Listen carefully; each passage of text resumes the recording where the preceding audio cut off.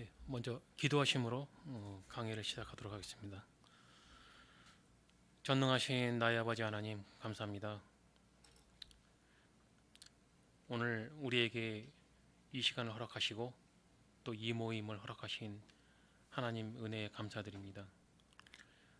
종교개혁 기념주의를 맞이하여 종교개혁 당시에 어떠한 일이 있었는지를 함께 나누며 우리는 지금 이 시대에 무엇을 어떻게 해야 하는지를 다시 한번 점검해 보고자 합니다. 주께서 우리들을 이끌어 주시고 우리의 마음과 생각을 이끌어 주시어 우리가 하나님께 조금 더 가까이 다가갈 수 있도록 인도하여 주시옵소서. 이 모든 말씀 우리 주 예수 그리스도의 이름으로 기도 올리옵나이다. 아멘. 먼저 성경 말씀 한 구절 찾겠습니다. 로마서 1장 17절 말씀입니다. 로마서 1장 17절.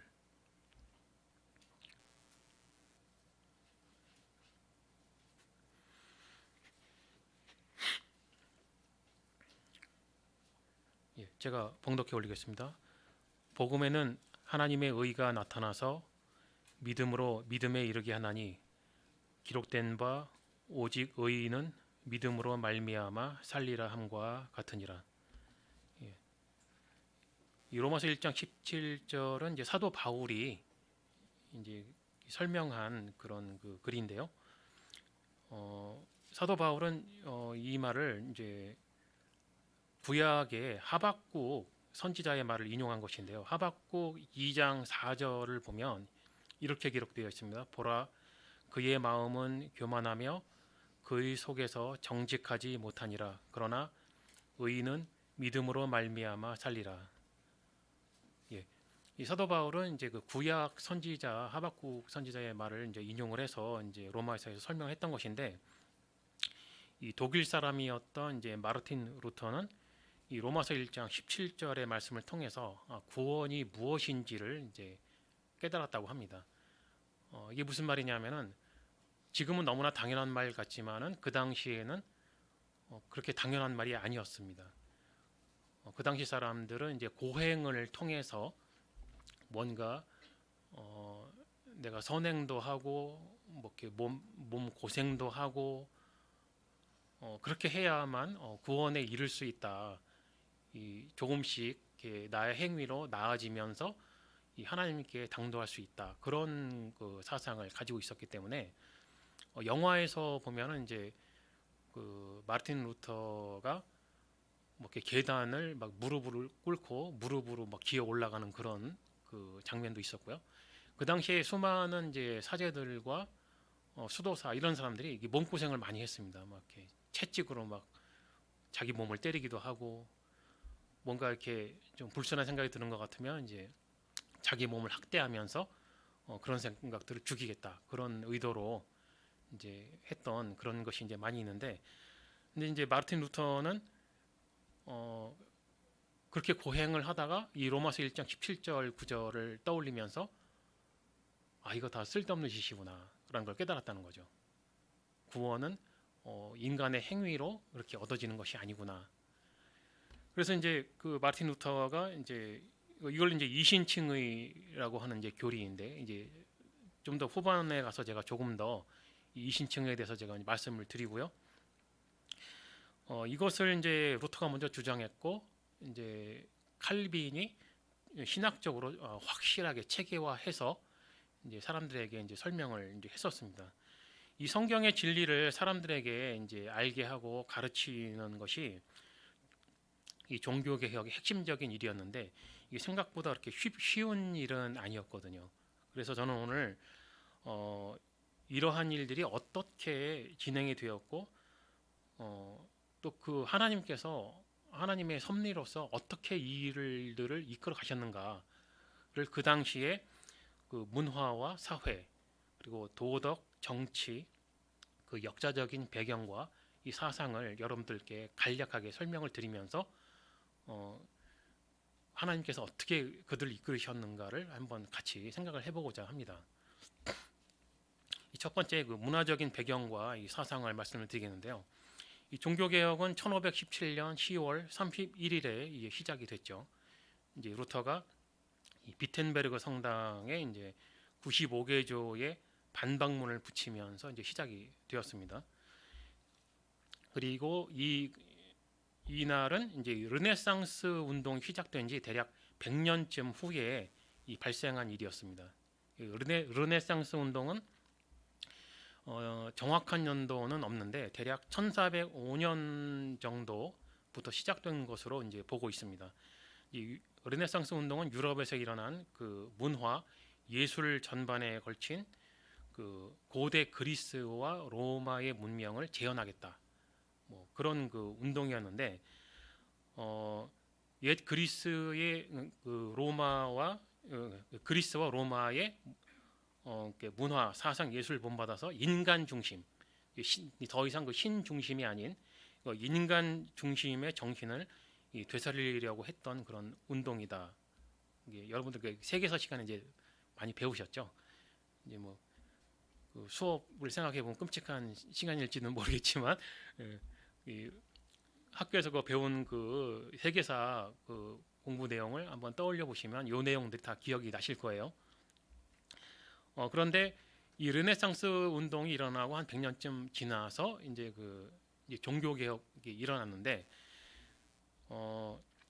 이때 이 시기를 이제 중세로 보죠. 이 중세 시대에는 신학 사상에 사실 말씀드리기 좀 불편한 그 내용이긴 한데요. 교회가 무슨 얘기냐면 성경을 해석을 하는데 순수하게 성경으로만 해석을 한 것이 아니고 그리스 로마 철학 사상을 빌려서 이 해석을 하는 것이 굉장히 많았습니다.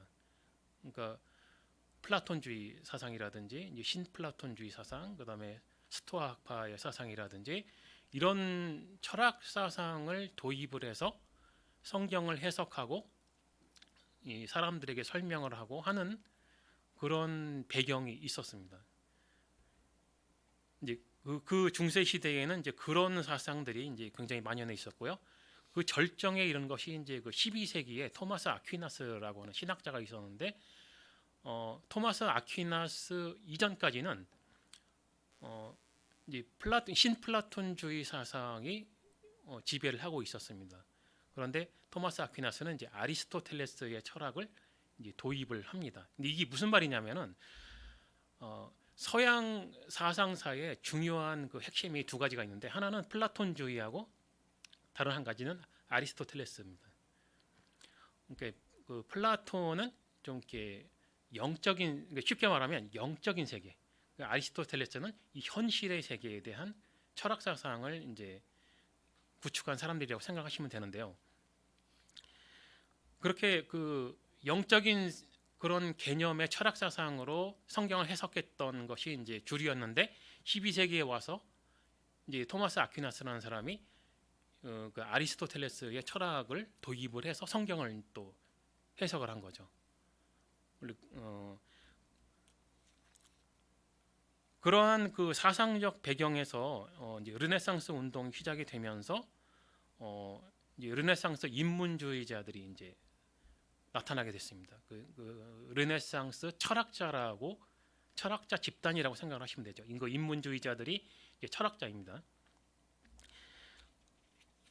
이 사람들이 왜 그 중요하냐면은 이 사람들은 주로 이제 아리스토텔레스의 철학을 좀 이제 받아들이는 사람들이죠.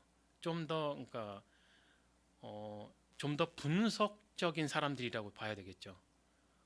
그러니까 지금 현대 문명의 이 과학자들의 사상도 사실은 아리스토텔레스의 자연 철학을 받아들인 사상이거든요.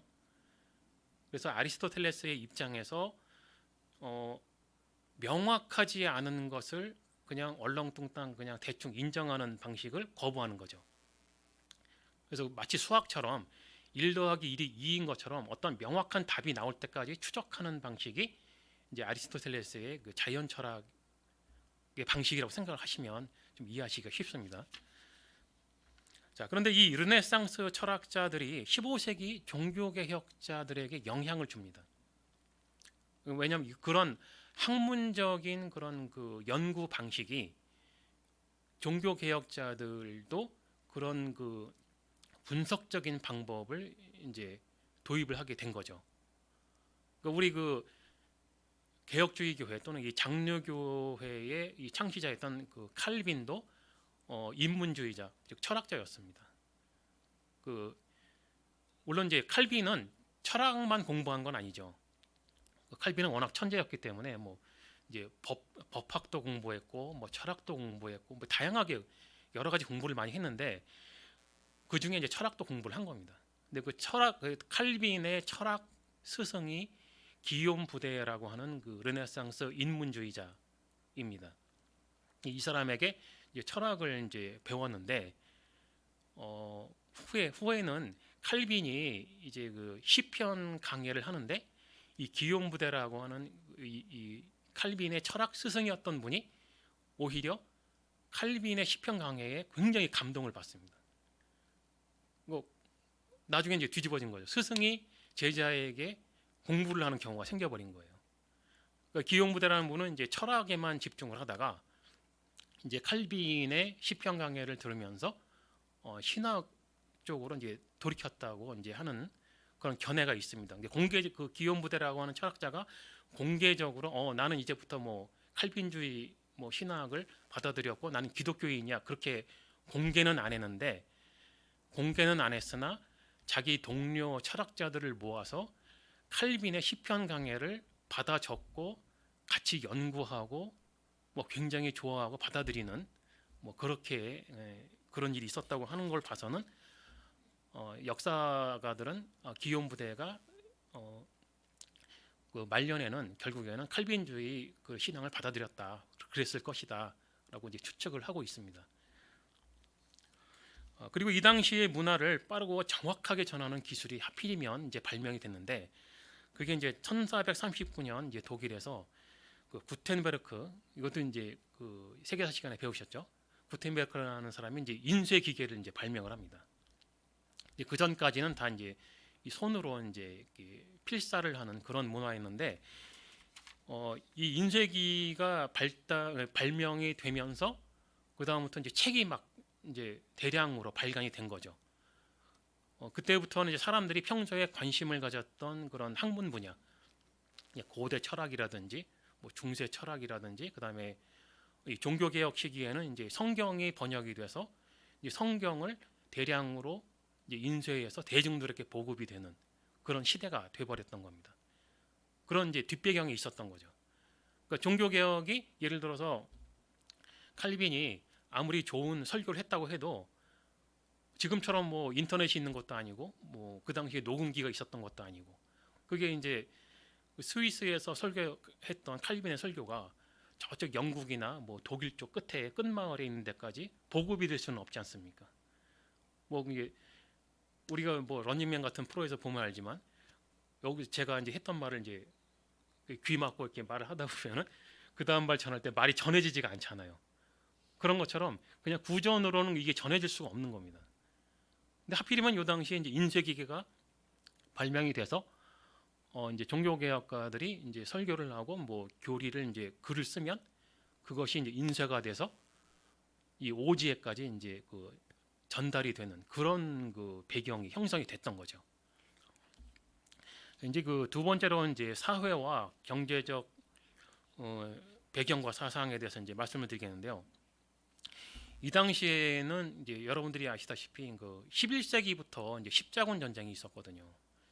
십자군 전쟁이 있었고 그다음에 이제 흑사병이 있었고 지금의 코로나는 비교도 안 될 만큼 거대한 그런 그 전염병이 있었습니다. 그래서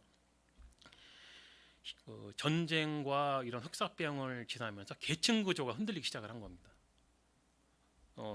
이제 그 당시는 이제 봉건 제도가 이제 그 있었는데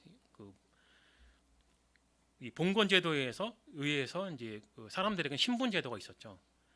태어나면서부터 이제 농민이면 농민이고 귀족이면 귀족이고 변할 수 없는 그런 신분 제도가 있었던 거죠.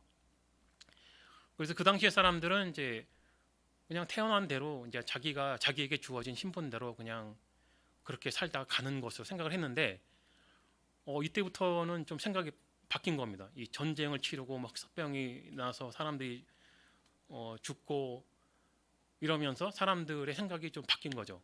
내가 노력을 하면 내 신분이 바뀔 수도 있구나라는 그런 사람들의 의식의 변화가 생겼던 겁니다. 그렇게 해서 이제 그 좀 장사에 좀 재능이 있는 사람들이 어떻게 하다 보니까 장사를 잘 하면서 이 돈이 많은 상인 계급이 또 이제 생긴 겁니다. 그건 이제 우리가 흔히 많이 들었던 이제 부르주아라는 말이 그 돈 있는 그 장사꾼을 말하는 거거든요. 이런 사람들이 왜 생겼냐면은 흑사병을 지나면서 유럽 인구의 대략 60% 정도가 사망을 했다고 합니다. 100명 있으면 100명 있으면 60명이 죽어나간 거죠. 이제 40명이 남았는데 문제는 농사를 지은 사람들이 수확량은 100명분이 나온 거예요. 근데 먹을 사람은 40명밖에 안 되는 겁니다. 그럼 어떻게 되겠습니까? 밀 가격이 폭락을 한 거죠. 예를 들어서 1kg에 100원이었던 것이 갑자기 10원밖에 안 하는 겁니다. 그럼 이제 농민 경제가 파산을 했겠죠. 뭐 있는 거 그냥 버리는 수밖에 없는 겁니다. 이게 누가 뭐 가서 먹어줄 사람도 없고, 그러니까 이 사람들이 이제 농민 경제가 파산을 하고 그렇다고 그냥 앉아서 죽을 수는 없으니까 이 사람들이 다 도시로 몰려간 겁니다. 그렇게 하면서 도시가 갑자기 급격하게 팽창을 한 거죠. 근데 이 사람들이 이제 도시로 몰려들면서 이제 허드렛 일거리를 찾아다니는 빈민들이 돼버린 겁니다. 도시는 팽창하고 도시의 인구는 늘어나고 중상층이나 귀족보다는 이제 빈민들 또는 평민들의 숫자가 갑자기 이제 늘어나 버리게 생긴 거죠. 그러면은 그 절대 다수의 사람들이 평민이 돼버린 건데 평민이면서 이제 빈민이죠. 이 사람들이 이제 불만이 생기겠죠. 도시의 정책에 대해서 아무래도 불만이 생기지 않겠습니까? 자기들에게 돌아온 혜택은 아무것도 없는 거죠. 뭐 주로 이제 그 당시의 도시의 어떤 정책이라든가 이런 것이 이제 귀족 중심 또는 뭐 중상층 중심, 평민이나 빈민에게는 아무런 관심이 없었던 거죠. 그렇게 이제 불만이 이제 쌓여가고 있는데 갑자기 종교 개혁가들이 나타나서 주장하는 것이 모두가 평등하다. 뭐 이렇게 만인 제사장주의라든지 프로테스탄트 직업 윤리라든지 이런 것들을 이제 설명을 하니까 너무 마음에 드는 겁니다. 평민들의 입장을 알아주는 듯한 그런 신학 이론이 나온 거예요. 예전에는 다들 그 귀족적인 성직자 중심의 그런 그 신학 이론밖에 없었는데 갑자기 평민들을 알아주는 그런 신학이 등장을 한 겁니다. 평민들은 이제 열렬히 이제 환영을 하는 거죠. 이거 정말 올바른 성경 해석인 것 같다라는 그런 그 동의를 얻게 된 겁니다. 자, 이런 배경에서 이제 그 카톨릭 교회의 도덕적인 부패가 이제 등장을 하죠. 흑사병이라든지 그 전에 지금 방금 이제 말씀드린 것처럼 흑사병과 전쟁 등을 통해서 수많은 사람들이 죽어 나가는데 자기들의 삶은 너무나 힘들지 않습니까? 경제가 파탄해서 이제 도시로 몰려가서 아무 일이나 해야 찾아다니면서 어렵게 살고 있는데 성직자들은 너무나 편하게 사는 겁니다. 편하게 사는 정도가 아니라 아주 호화롭고 이제 사치스럽게 사는 거죠. 뭐 그냥 그렇게 잘 먹고 잘 사는 것만 끝나면 뭐 그것도 불만이지만 그래도 그냥 어느 정도 불만만 있고 끝나겠는데 그 당시 성직자들의 부패는 그 정도가 아니었죠. 뭐 교황부터 시작해서 교황이 뭐 카톨릭 그 저기 교리에 의하면은 사제들은 결혼을 할 수가 없죠. 근데 교회 법은 그런데 실제로는 이 여자가 한둘이 아닌 겁니다. 교황부터가 여자가 기본 막 몇 명씩 되고 그 여자들에 의해서 태어난 사생아들이 막 몇 명이 되고 또 그뿐만이 아니라 교황인데 막 동성애자도 있고 뭐 교황이 그러니까 그 밑에 추기경이나 일반 사제들은 또 어떻겠습니까? 뭐 위에서 윗물이 더러운데 뭐 아랫물이 깨끗할 리는 없죠. 그러니까 동일하게 사제들도 교회 법은 그러하지만 실제로는 여자들을 뭐 기본 뭐 두세 명 정도 거느리는 거는 그냥 일반적인 그런 일이었던 거죠.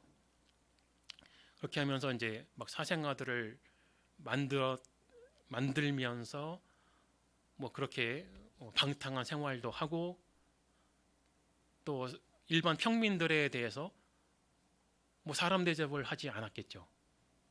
뭐 아주 무시하고 좀 뭐 그런 부패를 이제 했던 겁니다.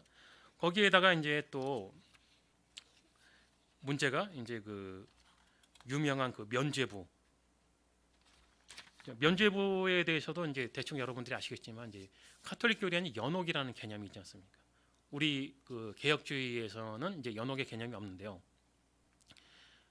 제가 한번 그런 말씀 드렸습니다만은 사람이 이 죽으면 그 생명을 주신 주인에게 즉시 돌아간다라는 걸 제가 설명을 한번 해드린 적이 있죠. 제가 그렇게 말씀드렸던 거는 이제 제 개인적인 생각이나 뭐 누구에게 뭐 이렇게 영향을 받은 것이 아니라 성경에 명확하게 그 기록이 되어 있는 부분입니다. 그런데 카톨릭 교회는 연옥이라는 개념을 설정을 했어요. 그러니까 이 땅과 하나님 사이에 어떤 연옥이라는 공간이 있다는 거죠. 사람이 죽으면 이제 거기에 이제 머무르는데 여기서 이제 지옥 갈 사람은 지옥 가고 뭐 천국 갈 사람은 천국 가고 그 다음에 남은 게 누구냐? 애매모호한 사람들.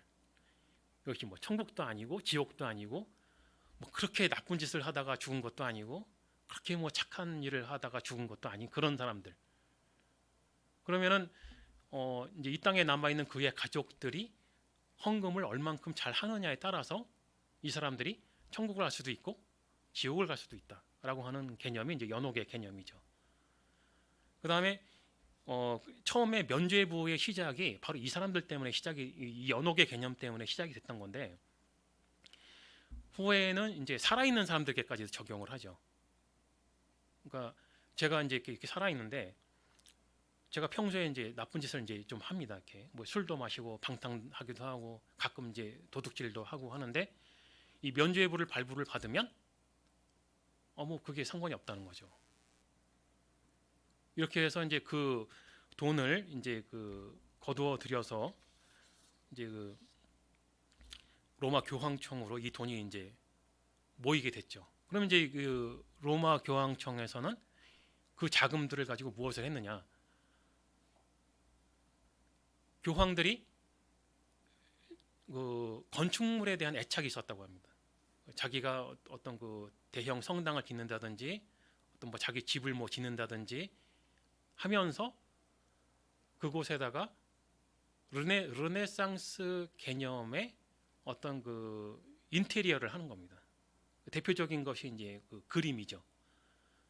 제가 지난번에 그 흰노은 하나님의 형상과 참대 하나님에 대한 지식에서 제가 한번 소개를 했는데 뭐 안 보신 분들은 이제 모르시겠지만 제 강의를 들으신 분들은 이제 좀 기억이 나실 텐데 그 시스티나 성당에 미켈란젤로가 천지창조라는 그 주제의 천장 그 그림을 그렸죠. 거기에 이제 그 아담의 손가락과 이제 하나님의 손가락이 이렇게 거의 만나는 이 하나님의 형상이 이 어떤 노인네인데 그게 하나님이 아니고 이제 그리스 신화에 나오는 제우스다라고 제가 설명을 드렸고 이 아담의 형상은 아담이 아니고 역시 그리스 신화에 나오는 아폴론이라고 하는 태양신의 형상인데 뭐 교황들은 그런 대가들의 그림들로 그런 건축물들을 꾸미고 하는 것이 굉장히 그 자부심을 느꼈다고 합니다. 그런데 그런 일들이 뭐 공짜로 되지는 않겠죠. 왜냐하면 그야말로 미켈란젤로 같은 그 화가는 대가인데 그런 대가를 불러오려면 뭐 자금이 꽤 비쌀 것이고 그 다음에 거기에 충당되는 일단 그 건물을 지으려면 그 건물 자체만 해도 비용이 꽤 나갈 것이고 또 그림 그려야 되고 인테리어 해야 되고 뭐 이것저것 갖추려면 굉장한 자금이 필요하겠죠. 자, 그런 자금들이 필요했고 또 이제 십자군 전쟁 같은 경우에는 이제 전쟁 비용이 또 필요하지 않습니까? 네, 그런 것들 때문에 여러 가지 이제 이 자금을 끌어모을 수 있는 그런 그 제도를 많이 만들었던 겁니다. 예를 들어서 초입세. 초입세가 뭐냐면 어떤 사제가 어떤 그 지방에 있는 교회에 부임을 하면 그곳에서 나오는 첫 번째 그 수입을 모아서 교황청에 바치는 겁니다. 이걸 이제 초입세라고 하는데요. 그 다음에 뭐 조달비, 뭐 공석금, 기부금, 뭐 십자군 자금 등 뭐 이렇게 또 11조를 강요하는 건 기본이고, 이렇게 하니까 농민이나 이 평민들이 굉장히 힘들겠죠. 왜냐면 그 이외에 또 이제 지방 그 봉건제니까 그 지방 영주에게 또 바쳐야 되는 세금이 있고, 그러니 일반 농민과 평민들은 먹고 살기도 참 힘든 거죠. 그러니 그런 불만들이 안 쌓여갈 수가 없지 않겠습니까? 일단 배고픈데, 거기에다가 또 한 가지 이제 문제가 뭐였냐면, 그 좀 전에 말씀드린 인쇄술의 발달로 인해서 이제 각종 그 교양 서적들이 지식적인 서적들이 이제 많이 대중들에게 보급이 된 겁니다. 평소에는 그냥 예전에는 무식했던 그런 일반 평민들이 공부를 좀 하게 된 겁니다.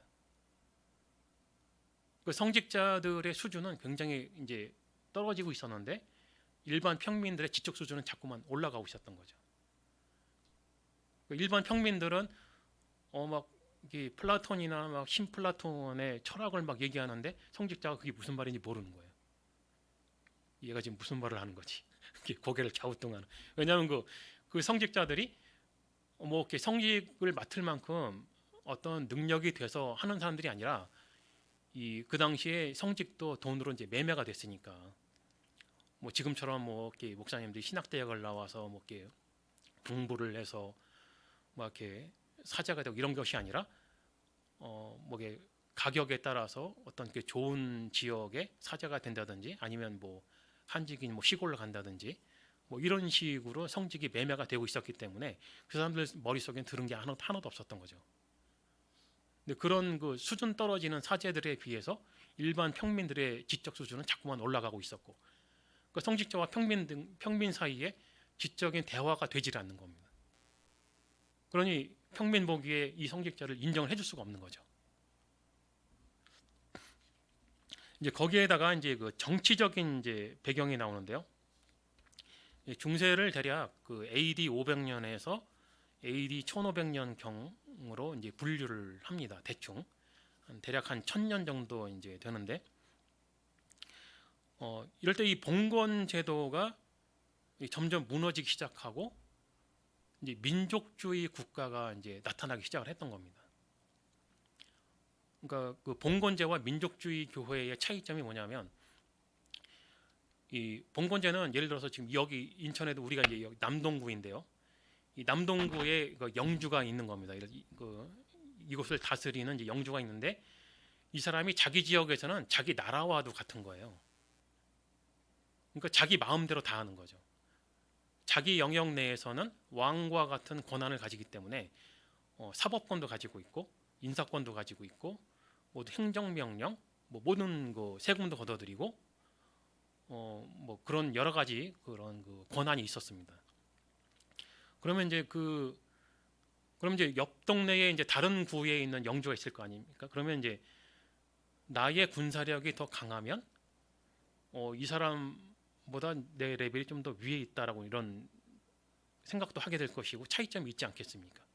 이제 그런 이제 크고 작은 세력의 영주들이 여러 명이 있는데, 그럼 이제 이 구들이 다들 모이면 인천광역시가 되잖아요. 그럼 인천광역시장이 있을 텐데 그 사람을 이제 대영주라고 합니다. 그 사람에게 또 이제 충성을 이제 맹세는 하지만 그렇다고 그 대영주가 그 일반 그 작은 그룹의 영주들을 무시하지는 못하는 그런 형태인 거죠. 왜냐하면 그 대영주가 뭔가를 결정하려면 영주들의 동의를 받아야 되는 그런 구조이기 때문에 그런 것입니다. 그럼 이제 그런 대영주들이 또 모이면 최고의 군주, 지금의 우리나라의 이제 대통령급의 그런 군주에게 충성을 맹세하는 그런 구조로 형성이 되어 있었던 겁니다. 그런데 유럽에서 이제 아까 말씀드린 것처럼 이제 수많은 전쟁을 치르면서 사람들의 생각이 좀 달라지기 시작한 겁니다. 그러면서 이제 민족별로 민족주의가 형성이 되게 된 거죠. 이제 게르만족이라든지 뭐 그런 프랑스 민족이라든지 뭐 영국이라든지 이 사람들이 더 이상 우리가 이제 그럴 것이 아니고 우리 민족끼리 뭉치자 하면서 이제 민족주의 국가가 형성이 됩니다. 그런데 거기에서 또 한 가지 이제 문제가 발생을 하는데 뭐냐면 그 민족주의 그 개념이 발생을 하면서 무슨 생각이 드냐면 교황은 저 사람은 이태리 사람인데 우리는 독일 사람이고 예를 들어서 그리고 우리는 영국 사람인데 그렇다고 우리나라의 왕도 아닌데 왜 교황이 우리나라 일에 대해서 이래라 저래라 말이 맞냐 이런 불만이 나온 겁니다. 이제 그렇게 하면서 이제 교황의 권한이 점점 약화가 되기 시작을 한 거죠. 특히 이제 프랑스 왕과 이제 갈등이 심했었는데 결국에는 이제 나중에 이제 프랑스 왕이 이기는데요. 성직자의 임명권. 그 당시에는 이제 교황이 다 임명을 했었죠. 성직자를. 그런데 프랑스 국가 내에서는 앞으로는 아무 말 하지 마라. 교황은. 그거는 왕의 권한이다. 왜 내 나라니까 내가 결정하겠다. 이쪽 교회에 내가 프랑스인 성직자를 임명을 하든 말든 교황은 앞으로 아무 말 하지 마라. 이렇게 이제 주장을 하게 된 거죠.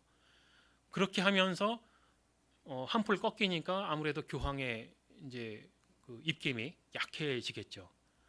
그러면서 이제 이런 나라들이 이제 등장을 합니다. 이제 프랑스가 그렇게 됐고요. 그다음에 스페인이 또 이제 민족주의 국가로 등장을 하게 되고 또 이제 영국이나 스코틀랜드 같은 경우에는 이제 그렇게 강하지는 않았지만 일단 그 좀 멀리 떨어져 있으니까 이 바다 하나를 건너야 되기 때문에 그 지역적인 특성에 의해서 좀 더 이 교황의 권한에서 좀 더 멀어지는 그런 상황이 됐죠. 그런데 그렇게 하다 보니까 교황에게 가장 만만한 나라가 어디였냐? 그게 바로 독일이었습니다. 독일이 가장 만만했고 그리고 하필이면 이 독일 사람들이 그 당시에 굉장히 보수적인 성향이 있었다고 해요. 즉 예전부터 대대로 카톨릭 교회에 충성을 해왔으니까 우리는 그런 충성심에서 벗어나면 안 된다라는 생각을 가지고 있었다는 거죠. 독일 사람들이. 그렇게 해서 교황 입장에서는 너무나 고맙게 이 독일 사람들의 자금들이 다 교황 쪽으로 빨려 들어가는 겁니다. 그렇게 되면은 독일에 있는 농민과 평민들의 삶이 더 어려워졌었겠죠. 그럼 이제 그 교황에게 그렇게 충성을 다하는 사람들이 대부분이 이제 영주, 뭐 대영주, 그다음에 제후, 뭐 이런 사람들이었겠죠. 그리고 독특하게 이제 독일에는 선제후라는 그런 제도가 있었는데 4명의 제후가 있었습니다. 이 4명의 제후가 왜 있냐면은 왕이 있는데 왕이 어느 날 갑자기 급사를 했어요. 예를 들어서. 그러면 이제 빨리 왕의 자리를 채워야 되는데 이 왕을 누구로 채울 것이냐를 결정할 수 있는 사람들이 이 4명의 제후였습니다. 이들은 이제 선제후라고 하는데 이 4사람이 왕 후보를 이제 지명을 하고 그 왕을 이제 지지를 하면 이 사람이 독일의 왕이 되는 겁니다. 그러니까 이 4명의 선제후의 이 권한과 권력이라는 건 상당히 막강했겠죠. 그럼 이제 이 사람들이 이제 교황에게 충성을 다하다 보니까 이 사람들 밑에 있는 대영주들과 영주들은 이 평민과 이 농민들의 피를 쪽쪽 빨아서 그 자금을 이제 교황에게 보내는 이런 구조였던 겁니다. 그러면서 이제 평민들의 불만은 이제 굉장히 높아가고 있었는데 그때 이제 루터가 등장을 한 거죠. 그러면서 사제는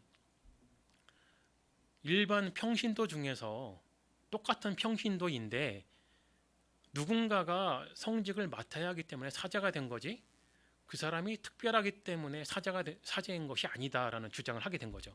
이 말들이 이런 말이 평민들에게는 너무나 마음에 드는 말인 거죠. 평민과 동일하다고 하니까.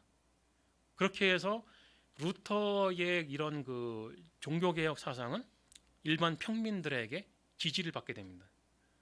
그럼 그 사람들이 다 이제 그 도시로 몰려가 있는데 이 도시를 통치해야 되는 영주나 대영주들은 입장이 곤란하게 된 거죠.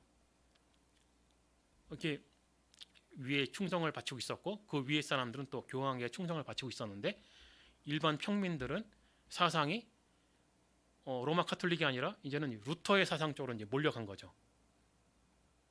그러면은 아무리 그 지역을 통치하고 있는 영주일지라도 평민들이 들고 일어나 버리면 영주도 당해낼 수가 없지 않겠습니까? 이런 그 배경 때문에 루터가 무사할 수가 있었던 거죠. 한번 생각을 해보십시오. 교황은 막강한 권력을 가지고 있었어요. 특히 독일에. 교황의 말 한마디면 누구든지 그 다음날 사라지는 수가 있습니다. 그런데 루터라는 사람이 95개조의 방방문을 비텐베르그 성당에 딱 박더니 너희는 틀렸어. 딱 하면 그러면 교황이 마음에 안 들면 없애버려라. 이러면 루터는 죽는 거 아니겠습니까? 그런데 그렇게 안 됐다는 거죠.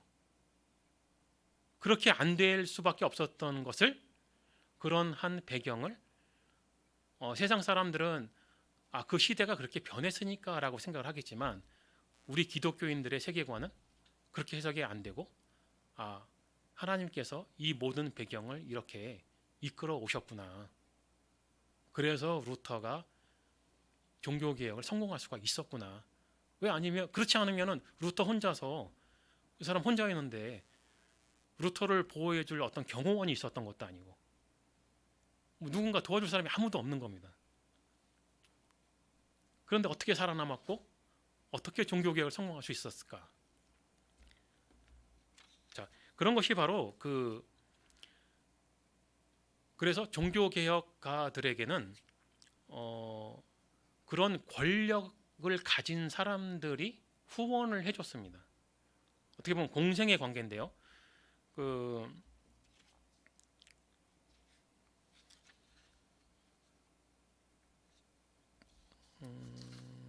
프리드리히, 그 독일의 그 선제후 4명 중에 한 명인 프리드리히 제후라는 사람이 있습니다. 이 루터가 이 카를 5세에 의해서 이제 확실하게 이제 그 법의 보호에 밖으로 이제 내쳐지거든요. 자, 지금 이 시간부터는 루터를 누가 어떻게 하든 아무 상관이 없다라는 선언을 합니다. 루터는 죽은 목숨이에요, 사실은. 그 선언을 받고 문을 나오는 순간부터 루터는 이제 누가 와서 어떻게 하든 아무 상관이 없는, 루터를 살인을 해도 살인죄에 해당이 안 되는 겁니다. 그런 상황에서 이제 돌아가고 있었는데 이제 프리드리히 제후가 이 자기의 부하들과 나타나서 이 루터를 딱 납치를 해서 갑니다. 형식은 납치였는데 사실은 루터를 보호하는 거였죠.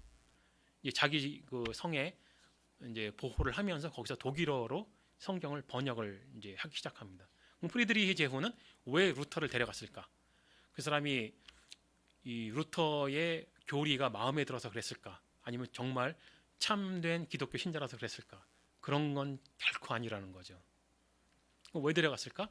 루터가 대중들에게 절대적인 지지를 받고 있기 때문입니다. 정치적인 계산이죠. 내가 루터를 확보하고 있으면 나는 대중들에게 지지를 받을 것이고 또 그 지지 기반으로 인해서 자기의 입김이 더 세지는 겁니다. 4명의 선제후 중에 자기가 1명이기 때문에 나머지 3명에게도 지지를 받을 수밖에 없고 그렇게 되면은 마치 왕과 같은 그런 그 지지 기반을 얻을 수 있는 그런 정치적인 계산에 의해서 이 루터를 데려갔던 겁니다. 자, 바로 이런 부분들이 굉장히 중요한데요. 프리드리히 제후 본인은 자기가 굉장히 머리가 좋고 정치적인 정확한 계산에 의해서 그런 행동을 했다고 생각을 하지만 이 모든 것이 사실은 하나님의 섭리에 의한 것입니다. 우리가 그 구약 성경을 이제 보면 그런 말들이 많이 나오는데 각국의 왕들을 아무리 폭군일지라도 하나님께서 그 사람들의 마음을 움직이는 그런 사건들이 많이 나옵니다. 근데 목사님께서도 그런 말씀하셨지만 사람의 욕심 나는 대로 그냥 내버려 두는 방식으로 또는 어떤 그 특별한 그 섭리로 이끄시는 방식으로 다양한 방식으로 하나님께서 자기의 원하시는 목적에 이르시기 위해서 이 다양한 방법으로 이제 사용을 하시는 거죠. 그 중에 하나가 바로 이 프리드리히 제후 같은 그런 경우이죠. 그 사람은 독일 내에서는 막강한 권력과 군사력을 가진 사람이기 때문에 그 사람만큼 루터를 보호해 줄 수 있는 사람은 없었던 거죠. 그러한 그 권력의 보호 아래서 루터는 안전하게 보호를 받으면서 이제 성경을 독일어로 번역하고 그 다음에 소교리 문답을 만들고 하는 작업을 하게 됩니다. 예, 칼빈도 마찬가지입니다. 칼빈은 이제 제네바에서 이제 종교 개혁을 했는데 제네바 이 도시가 그 시의회가 있었습니다. 자, 이 사람들도 이 정치적인 줄타기를 하고 있었던 거죠. 이 로마 카톨릭의 눈치도 봐야 되겠고 대중의 그 민심도 봐야 되겠고 그래서 제네바 그 시의회가 선택한 것은 종교 개혁 쪽으로 가야 되겠다라고 결정을 한 겁니다. 그렇게 해서 종교 개혁가들의 도움이 필요했던 것이고 자기들은 정치인들이 신학자는 아니지 않습니까? 그럼 이 종교 개혁 분야를 담당해 줘야 할 사람이 필요한데 그런 사람이 이제 마침 칼빈이 이제 제네바에 도착을 한 거죠.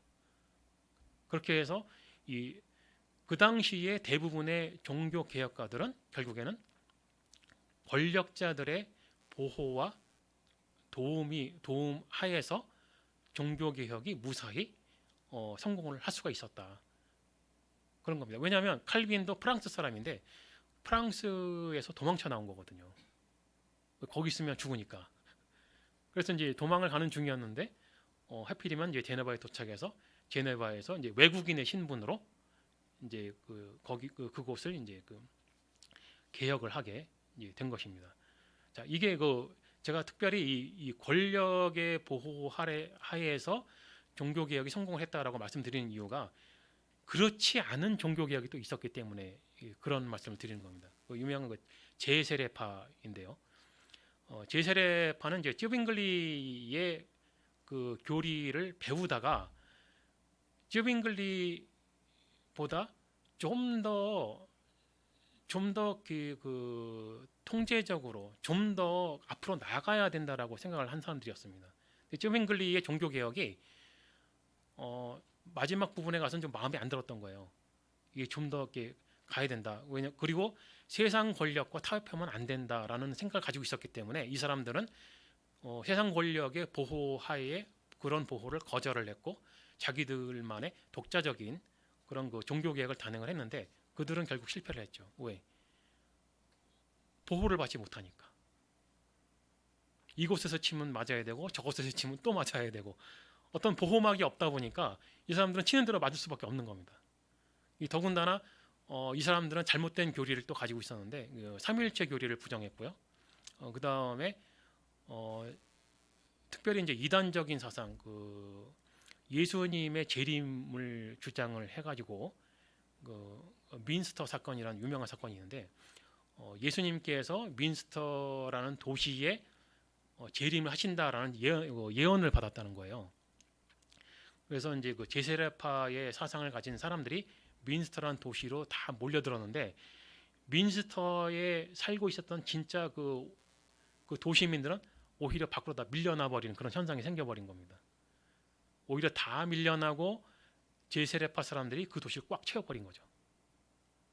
그런데 이것이 굉장히 커다란 문제였던 거거든요.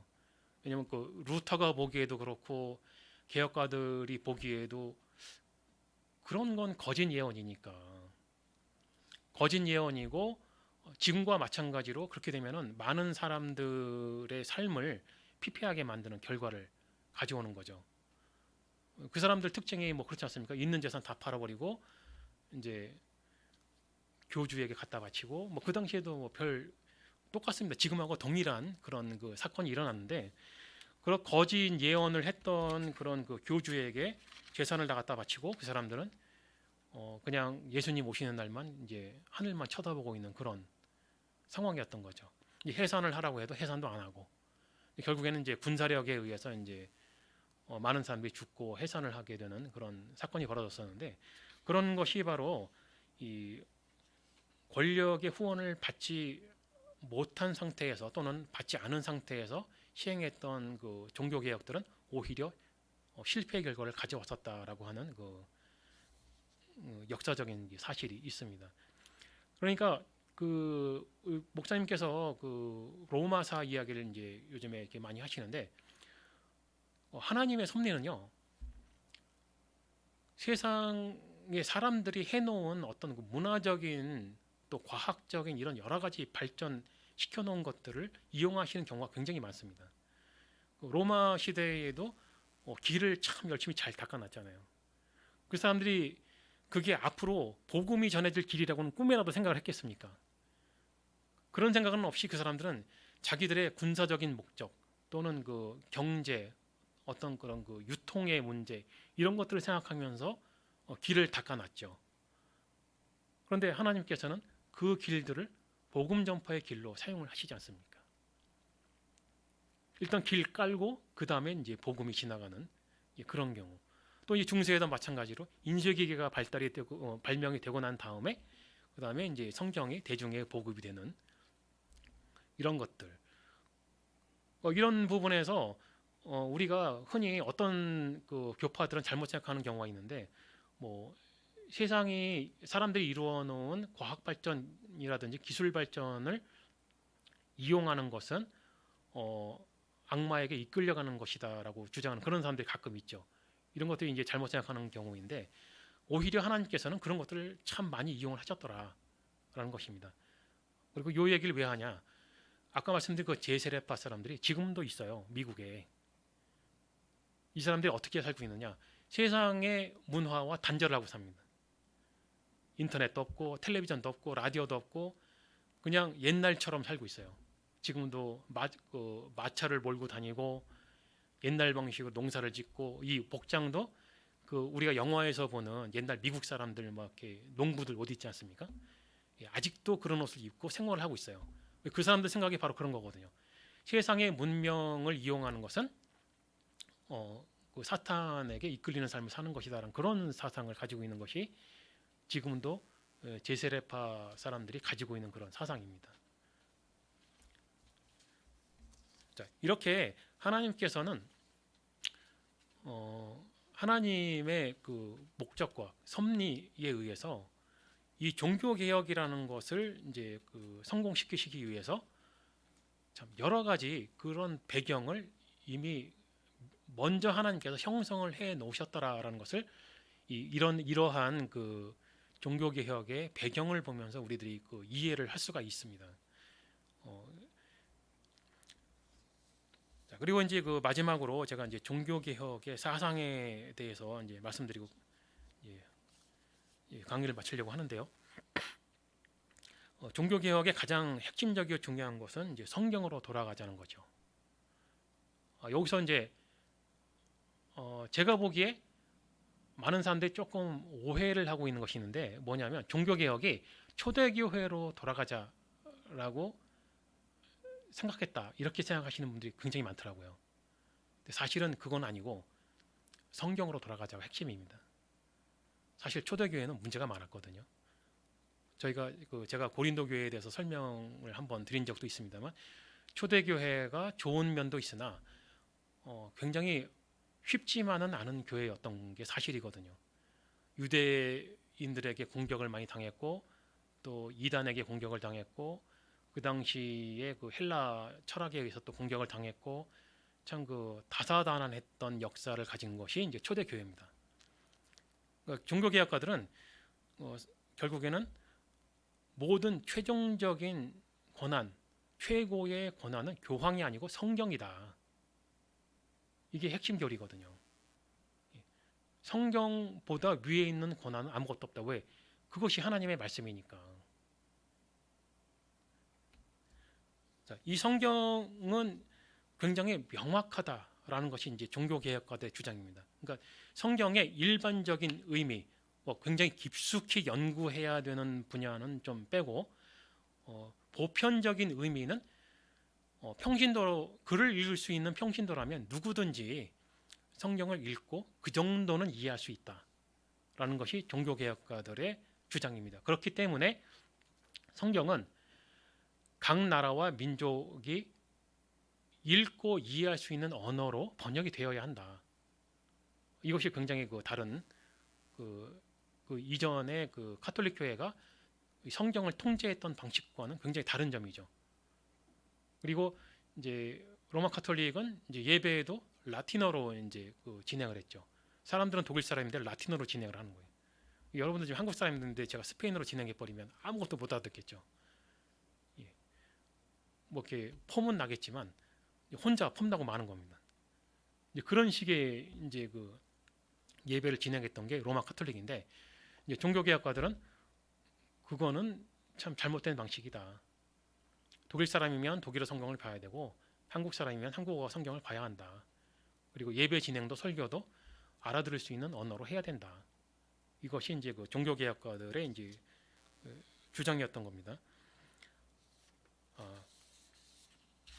그래서 이제 그 특별히 5개의 핵심적인 사상을 이제 요약을 할 수가 있는데요. 이것을 다섯 솔라, 이 솔라라는 말이 이제 라틴어인데요. 솔라는 이제 오직이라는 말이죠. 이제 5가지 이제 오직이라는 그 강조를 합니다. 종교개혁가들이. 첫째는 이제 솔라 스크립투라, 이게 오직 성경. 그 진리냐 아니냐의 최종 권위는 오직 성경에 있다. 이제 그런 뜻이고요. 성경만이 그리스도 교리의 유일한 원천이고 이 성서 밖에서 해석할 필요가 없다라는 그 주장이고요. 그 다음에 이제 오직 그리스도. 인간은 스스로 구원할 수 없고 오직 십자가에서 모든 죄값을 다 받고 하나님의 의를 완전히 이룬 예수 그리스도의 은총을 덧입는 것뿐이다. 라는 주장이고요. 이제 오직 은혜, 구원에 필요한 예수 그리스도의 공로를 덧입는 것은 전적인 하나님의 선물이다. 하나님이 인간 쪽에 아무런 조건을 찾지 않는다. 그러니까 인간이 뭔가를 해야만 뭔가가 되는 것이 아니다. 그런 이제 주장이죠. 그러니까 믿음 역시 하나님의 선물이며 믿음은 구원의 은총을 받는 통로 역할을 할 뿐이며 행위의 대가로 구원을 받지는 않는다라는 주장이고요. 오직 은혜와 오직 믿음 교리는 인간의 신앙적 행위를 강조하는 그런 그 의를 비판하는 데 목적이 있었다라는 것이고요. 그다음에 오직 믿음, 하나님이 내리시는 은혜는 오직 믿음을 통하여 받을 뿐이지 다른 어떤 것이 요구되지 않는다. 마지막으로 이제 오직 하나님께만 영광. 구원은 하나님이 시작하고 완성하시는 일이며 거기에 인간이 참여하는 부분은 없기 때문에 모든 영광을 하나님이 받으신다는 내용입니다. 이렇게 5가지를 이제 종교개혁가들이 이제 강조를 했습니다. 자, 이렇게 오늘 그 종교개혁의 배경과 사상에 대해서 이제 말씀을 드렸는데요. 종교개혁이 성공할 수밖에 없었던 그 최종적인 이유, 뭐 역시 하나님의 섭리에 의해서인데, 하나님의 섭리는 이러한 모든 것을 미리 하나님께서 갖추어 놓으셨다. 문화적 배경, 경제적 배경, 정치적 배경, 사상적 배경, 대중들의 사상이 그렇게 인식이 바뀌지 않았더라면 종교개혁가들의 주장은 대중들의 인기를 얻을 수가 없었겠죠. 뭐 그런 것부터 해서 모든 것을 하나님께서 이루어 놓으신 상태에서 루터라는 사람이 등장을 했고 칼빈이 등장을 했다는 것이죠. 즉 루터나 칼빈이 대단했기 때문에 종교개혁이 성공한 것이 아니고 하나님께서 이 배경을 모두 형성을 해 놓으셨기 때문에 종교개혁가들이 종교개혁을 성공할 수 있었다라는 것이 그 최종적인 결론입니다. 자, 여기까지 이제 그 제가 강의를 끝을 내려고 했는데 제가 아까 강의 전에 마지막으로 제가 한 번 더 읽으면서 강의 끝에 이 말을 한마디를 하고 제가 끝을 내야 되겠다 그런 생각을 했는데, 뭐냐면 이신칭의에 대한 얘기입니다. 구원은 오직 하나님의 은혜에 의해서 이루어진다. 제가 그 한국교회의 성도님들, 특별히 한국교회 성도님들, 물론 이제 멕시코 성도들도 그런 사람들이 있지만은 제가 좀 안타까워하고 좀 답답해하는 부분이 그건데요. 사람이 구원을 얻는 것이 오직 하나님의 은혜에 의해서 이루어진다. 이 단순한 개념이 그렇게도 이해가 안 될까? 좀 그런 답답함이 있어요. 그 안타까움이랄까? 이제는 조금 이제 안타까워지더라고요. 예전에는 제가 한국 교인들이 정말 증오스럽고 미울 때는 그러게나 말게나 그냥 그랬었는데, 이제 제가 이제 회개하고 이제 그런 부분에 대해서 회개를 하고 이제 생각이 바뀐 다음부터는 안타깝다는 생각이 들기 시작을 하더라고요. 안타까운 마음이 들면서 어떻게 설명을 해야 이 개념을 이해를 할까? 좀 그런 생각을 이제 하게 됐습니다. 성경 해석이 곧 신학인데요. 이 성경 해석에 두 가지 관점이 있습니다. 제가 보기엔 딱 두 가지밖에 없어요. 하나님의 관점으로 성경을 해석하느냐, 아니면 그 나머지냐. 그 나머지라는 거는 제가 좀 무시하는 그런 이 말투입니다. 결국엔 하나님의 관점이 아니면 사람의 생각이거든요. 사람들이 자기들의 관점으로 하나님의 말씀을 해석을 하는 겁니다. 자, 모든 것이 하나님에 의해서 이루어지는 것이다. 제가 신론 첫 번째 강의에서도 그런 얘기했습니다만, 기도와 참된 하나님에 대한 그 지식에 대해서 설명을 했습니다만, 우리는 기도를 할 때 내가 무엇을 구해야 되는지 알고 있다는 착각을 하고 있다는 얘기죠. 왜 착각이냐? 내가 하나님을 알고 있다고 생각을 하기 때문이에요. 근데 성경은 무슨 말을 하느냐? 결국에 인간은 하나님을 알 수가 없어요. 무한하신 존재이기 때문에 하나님의 존재를 파악한다면 이미 하나님이 아닙니다. 그러면 우리가 알 수 있는 하나님에 대한 지식은 뭐냐? 하나님께서 허락해 주신 만큼만 아는 거예요. 우리가 구원받을 수 있을 만큼만 하나님께서 알도록 허용을 해 주셨습니다. 그거는 반드시 알아야 돼요. 그런데 진짜 참 하나님에 대해서는 아무도 알 수가 없어요.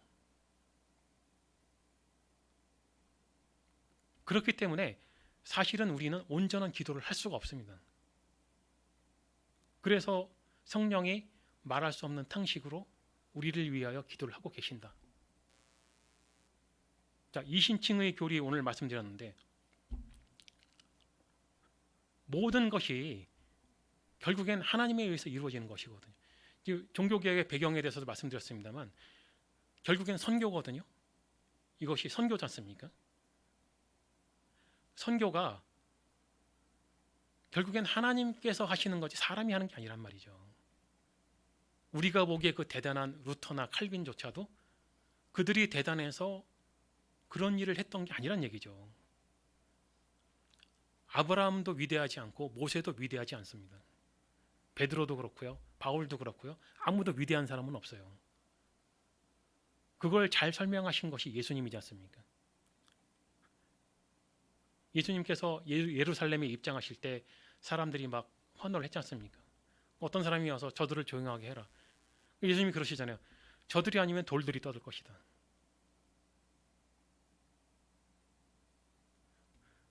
저들이 환호하는 것은 하나님께서 환호하게 하신 거란 얘기죠.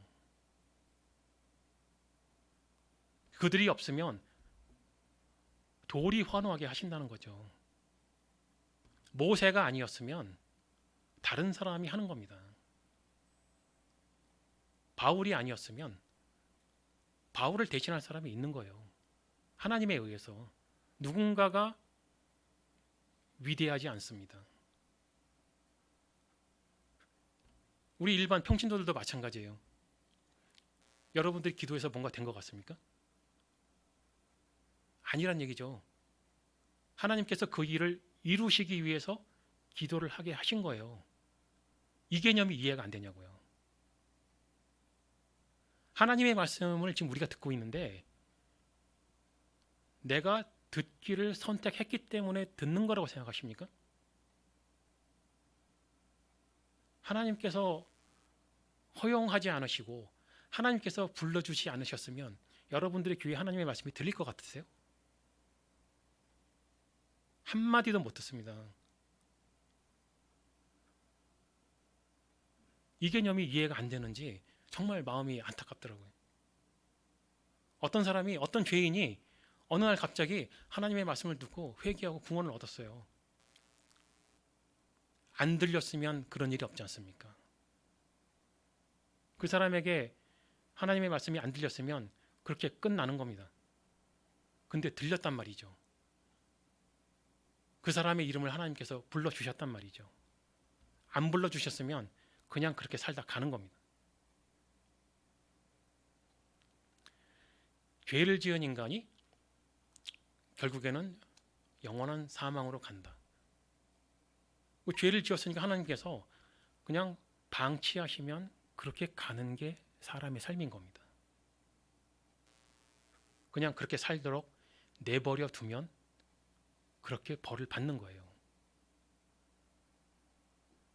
그런데 어떤 한 사람의 죄인의 삶에 하나님께서 개입을 하신 거예요.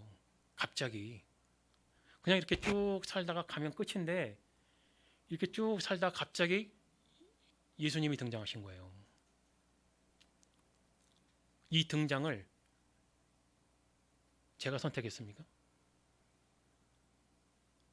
제가 언제 그러길 원했나요? 아니면 그렇게 기도를 한 적이 있나요?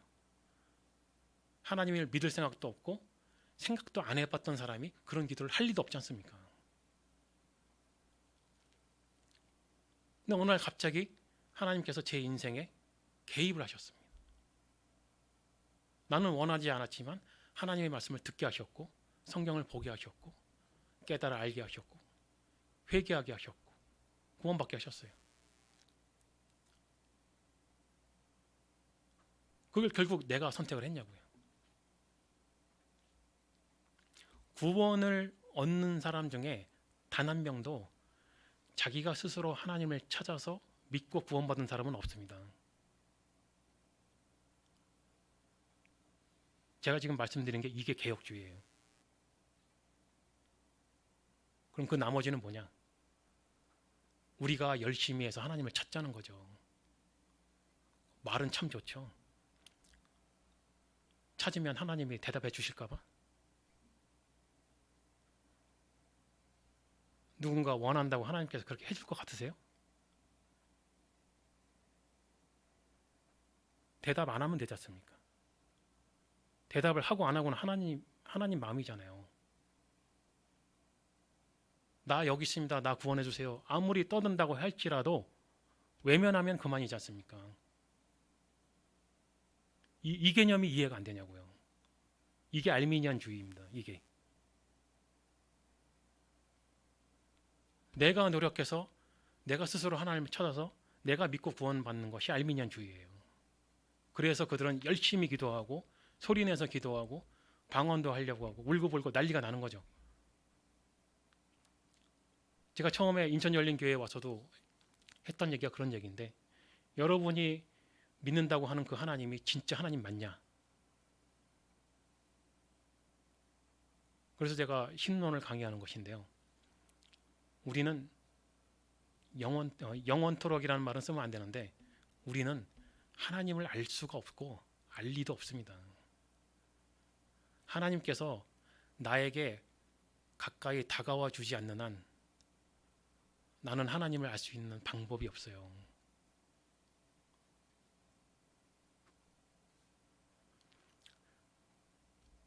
자, 하나님의 말씀이 굉장히 중요합니다. 성경, 하나님의 말씀이죠. 지금 우리나라에 몇 사람에게 이 성경책이 들려져 있습니까? 펴서 읽는다고 해서 그 하나님의 말씀을 알아들은 것 같으세요? 자, 제가 이 얘기를 왜 하냐면 종교개혁이 일어나면서 오류가 있었던 부패가 있었던 어쨌든 카톨릭 교회는 하나의 교회였습니다. 그래서 어떤 성경 해석의 견해를 누군가가 딱 말했을 때 교황이 그거 맞아 그럼 맞는 거고 틀려 그럼 틀리는 거였어요. 근데 종교개혁이 딱 일어나면서 교황 당신에겐 그럴 권한이 없어 라고 선언을 했습니다. 그럼 그 다음부터 어떻게 됐을까요? 이 성경 해석이 맞는지 틀리는지 결정할 사람이 없어진 거예요. 자, 이때부터 교단 분열이 일어나는 겁니다. 여러분들도 그런 고민을 한번 해본 적 있으실 것 같은데 기독교에는 왜 이렇게 교파가 많을까? 제가 지금 그 답을 드리는 거예요. 기독교에는 왜 그렇게 교파가 많을까? 종교개혁 이후부터 교파가 생겼습니다. 왜? 성경을 해석하는 관점이 달라진 거예요. 칼빈주의적 그런 개혁주의가 생겼고 제세례파가 생겼고 루터파가 생겼고 쯔빙글리파가 생겼고 그 이후에 이제 알미니안주의가 생기고 자 각자 이렇게 서로 우리들의 성경 해석이 더 옳다라고 주장들을 막 하기 시작을 했죠. 자, 그 주장에 대해서 너네는 맞고 너네는 틀려. 이걸 누가 결정하냐고요. 답은 뭐냐? 아무도 없습니다. 종교개혁 이후로는 그거를 결정할 수 있는 결정권이 누구에게도 주어지지가 않은 거예요. 그래서 종교개혁가들은 뭘 했느냐? 설득을 하는 겁니다. 설득력이 중요해진 거예요. 칼빈이 기독교 강요를 쓰고 나중에 이제 그 후예들이 이제 웨스트민스터 신앙고백서를 쓰고 하는 그 이 노력들이 뭐냐면은 바로 설득을 하기 위해서입니다. 자, 우리는 성경을 이렇게 해석한다. 이제 감리교는 또 우리는 이렇게 해석한다. 순복음은 이렇게 해석한다. 각자 교파에 따라서 이 성경 해석의 방법이 서로 다르죠. 그 중에서 우리는 바로 칼빈주의적 개혁주의를 따르는 겁니다. 왜? 우리가 보기에는 우리의 해석이 다른 교파보다 분명히 성경에 더 가깝다라고 생각을 하기 때문이죠. 그런데 그렇기 때문에 우리 이외에는 나머지는 다 이단이야. 이렇게 말하는 것은 굉장히 곤란하지 않습니까?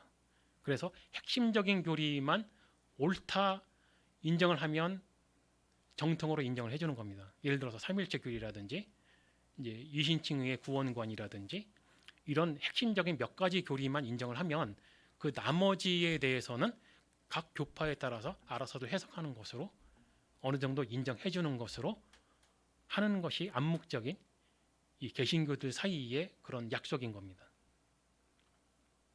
자, 이렇게 해서 교파가 많아진 거예요. 자, 그러면은 우리는 어떻게 생각을 해야 되느냐?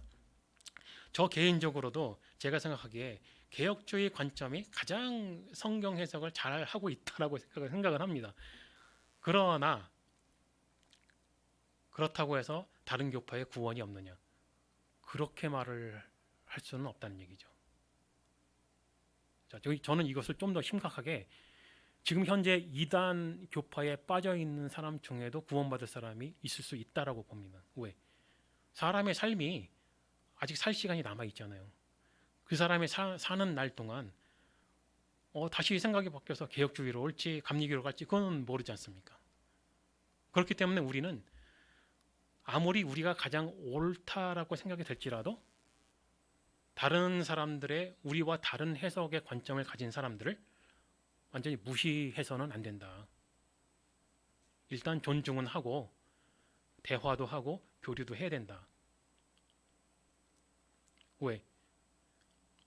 구원은 하나님께서 하시는 거지 내가 원해서 되는 게 아니기 때문에 자, 나한테 아무리 구원의 확신이 있다고 할지라도 구원받았으니까 끝난 거야. 이렇게 생각하는 건 곤란하다는 거죠. 그거는 아니라는 거죠.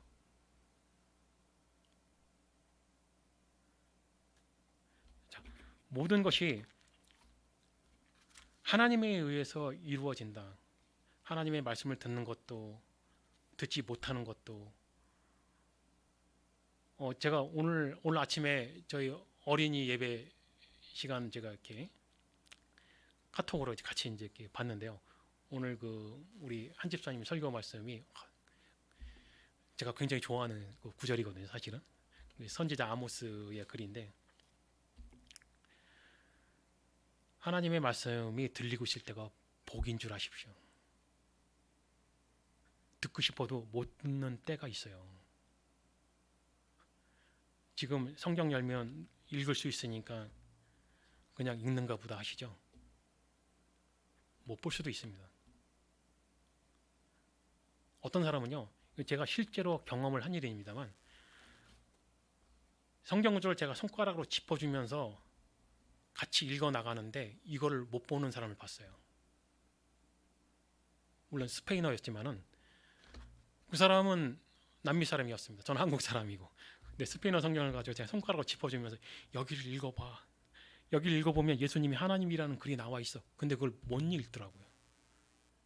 이런 거를 어디 가서 말하기가 참 신비주의로 볼까봐 그런 말 제가 안 하는데 정말로 보고 싶어도 못 보는 수가 있습니다. 듣고 싶어도 못 듣는 수가 있고요. 말씀의 기갈이죠. 들릴 때가 복입니다. 예배할 수 있을 때가 복이에요. 여러분들이 지금 드리고 있는 이 예배는 여러분들께 하나님께서 주신 평화이지 여러분들이 내가 하나님께 예배를 드려야 되겠다고 해서 여기 와서 예배 드리는 게 아니라는 얘기입니다. 이 개념이 이해가 안 되는지 답답하더라고요. 여러분들을 불러 주셨으니까 예배를 드리는 거지 여러분이 예배를 드리려고 와서 예배를 드리는 게 아니라는 걸 알아야 돼요.